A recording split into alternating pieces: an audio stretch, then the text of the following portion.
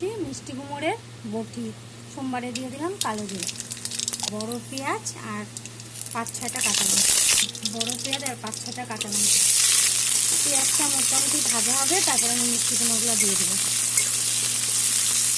আমার পেঁয়াজ মোটামুটি ভাজা হয়ে গেছে, এখন কেটে রাখা মিষ্টি কুমড়োটা দিয়ে দেবো।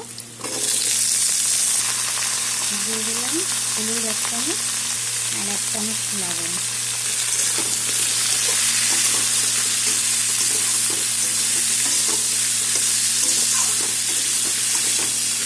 এখন আমি চাপা দিয়ে দেবো।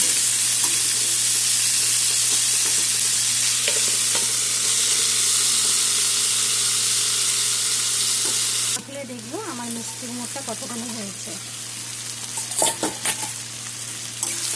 মিষ্টি কুমড়ো মোটামুটি হয়ে গেছে, কুমড়োগুলো সব সিদ্ধ হয়ে গেছে। এখন আমি চিনি দিয়ে দেবো, 1 চামচ চিনি দিয়ে দিলাম।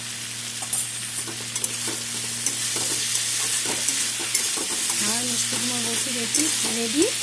আপনারা এরকম করে বানিয়ে খাবেন। আমার মিষ্টি কুমড়ো বড়ি রেডি হয়ে গেছে, আপনারা এরকম করে বানাবেন, বানিয়ে খাবেন। খেয়ে কমেন্ট করে বলবেন কেমন হয়েছে। লাইক করবেন, কমেন্ট করবেন, শেয়ার করবেন। Thank you.